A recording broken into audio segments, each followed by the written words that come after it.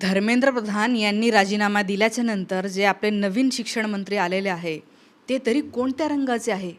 काल संसदेमध्ये या गोष्टीची पोलखोल झाली आणि मी सुद्धा तुम्हाला त्याचा पुरावा दाखवणार आहे की हे नवीन शिक्षण मंत्री सुद्धा महिला विरोधी आहेत. काल प्रियंका गांधी यांनी संसदेमध्ये भाषण करत असताना हे सांगितलं की आपले जे धर्मेंद्र प्रधान यांनी राजीनामा दिल्यानंतर आलेले शिक्षण मंत्री आहेत, हे शिक्षण मंत्री प्रल्हाद जोशी नावाची व्यक्ती हे एका महिलेचा विनयभंग करणारे जेव्हा आरोपी बाहेर आले, जेव्हा गुन्हेगार जेलच्या बाहेर आले, तेव्हा त्या बाहेर आलेल्या लोकांना पाठिंबा दिला. त्यांच्या बाहेर येण्याला त्यांनी समर्थन दर्शवलं. ते डिफेंड केलं त्यांचं बाहेर येणं. कोणाचं? कोण लोक होते ते? ते असे लोक होते ज्यांनी एका प्रेग्नंट असलेल्या महिलेचा विनयभंग केला होता. बिल्किस बानोची केस तुम्हाला माहिती असेल.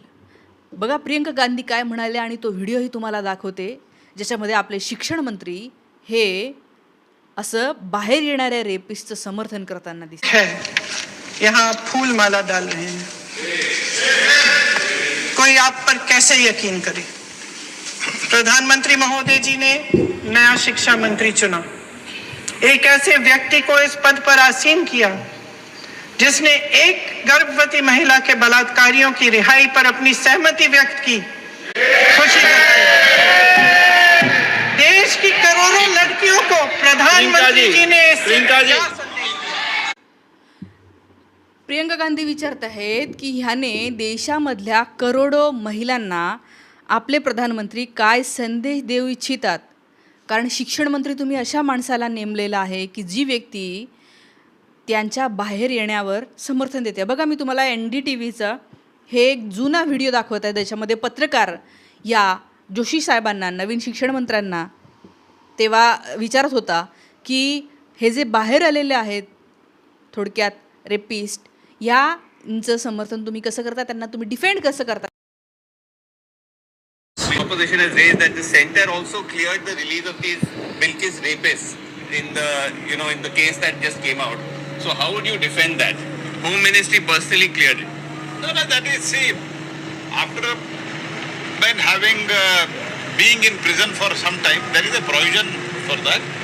Accordingly, as per the ते law. म्हणतात की काही दिवस थांबले ना, ते जेलमध्ये होते ना काही दिवस, मग आहे ना आता काही दिवस होते, आले बाहेर, काय झालं? विनयभंग केला त्यांनी महिलेचा, म्हणून काय झालं? आले ना बाहेर. अरे बाबा, याच ठिकाणी जर का हे दुसरे कोणी लोक असते, या ठिकाणी जर का समजा मुस्लिम असते कोणी असे गुन्हेगार, तर तुम्ही किती टाहो फोडला असता, बोंबाबोंब केला असता, नरडं फाटेपर्यंत बोंबलले असते की कसं काय बाहेर येऊ शकतात, कसं काय बाहेर येऊ शकतात, है की नाही? पण या ठिकाणी हे यांचे जवळचे असतील, काही लोक ओळखीचे असतील, नातेवाईक असतील, ते म्हणतात की राहिलेत की ते जेलमध्ये ॲज पर द प्रोव्हिजन, ते आलेले आहेत. Some jurists in that. It is not that government alone has taken decision. But isn't it such a heinous crime? People are saying, how can you पत्रकार म्हणतो इतकं घाणेरडं क्राईम आहे हा. convicted of gang rape, murder? A child was also murdered. After having been in the prison for quite some time, if their behavior on that. ते काय आहे, काही दिवस राहिले ना ते जेलमध्ये, म्हणजे ही यांची रिॲलिटी आहे.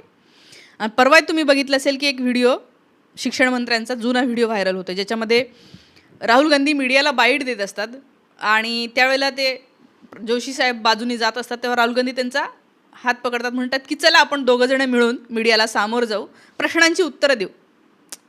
तर ते निघून जातात. नाही ते म्हणजे निघून जातात, नाही नको तुम्हीच करा ते, आम्ही मीडियाला सामोरं जाऊ शकत नाही, आम्ही मीडियाला प्रश्न उत्तरं करू शकत नाही, मीडियाचे प्रश्न आम्हाला झेपत नाही, आम्हाला विचारलं काही तर मग आम्ही काय उत्तर द्यायचं, काहीतरी अवघड प्रश्न विचारले तर कसे द्यायचे, ही अवस्था आहे शिक्षण मंत्र्यांची. बरं, शिक्षण मंत्रीचं फक्त यांनी असं नेमलं असं नाही, आपल्या देशामधल्या शिक्षण व्यवस्थेची जर का तुम्ही पाहिलं काय अवस्था आहे अहो. 2014ला शिक्षणावरचा या देशामध्ये खर्च केला जात होता 4%, म्हणजे 100ला 4 रुपये मनमोहन सिंग हे शिक्षणासाठी बाजूला ठेवायचे देशाच्या खर्चाच्या पैशाचा.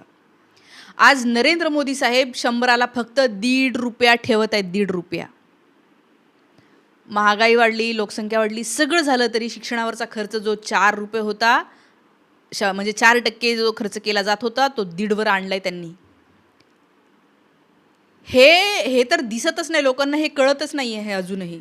आणि त्यामुळे मग संशोधनावरचा खर्च आपोआप कमी केला जातो, स्कॉलरशिप्स कमी केल्या जातात, शाळा बंद केल्या जातात, कारण त्यांना खर्च जास्त करायचा नाही आहे.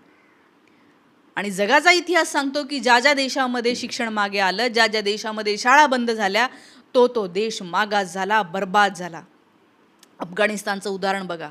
शाळा बंद आहेत, 6वीच्या पुढे मुली शिकू शकत नाही आहेत, बर्बाद बेचिराग झाला. काय भविष्य आहे त्या देशाचं पुढचे 100 वर्ष, काही बदललं नाही तर. पाकिस्तान धर्माच्या नादी लागला, काय झालेली अवस्था.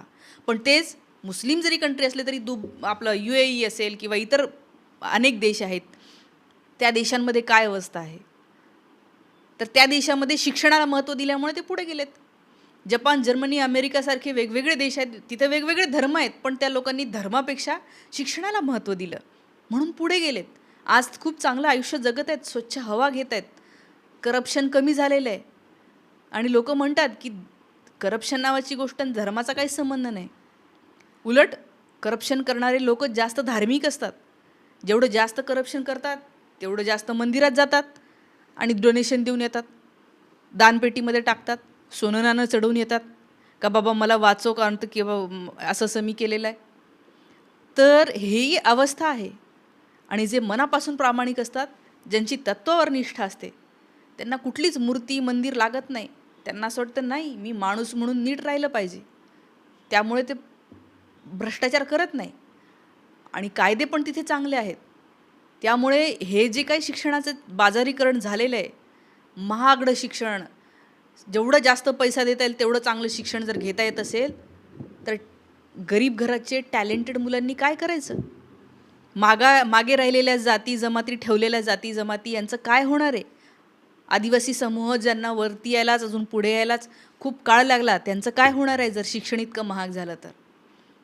त्यामुळे हे जे काही आहे एकंदर सगळा एवढा मोठा प्रॉब्लेम झालेला आहे. हा फक्त एका मंत्र्याचा, हा फक्त एका पेपरफुटीचा विषयच नाही आहे. आणि म्हणून मी म्हणते की आपण खरोखर सगळेजण, तुम्ही भाजपचे सपोर्टर जरी असला तरी एक विचार करा. आपल्या देशाला पुढे नेण्यासाठी म्हणून प्रामाणिक लोक पाहिजे आहेत. ह्या पक्षाचे, त्या देवाचे, त्या धर्माला मानणारे असं नाही, यांनी काही होत नाही. तर आज मला या सगळ्या गोष्टी सांगायच्या होत्या. तुमच्या पण प्रतिक्रिया याच्याबद्दल कळवा. प्रियंका गांधी यांचं भाषण तुम्ही ऐकलं का? अजून काय गोष्टी त्यातल्या तुम्हाला आवडल्या त्यासुद्धा कळवा. थांबते. धन्यवाद.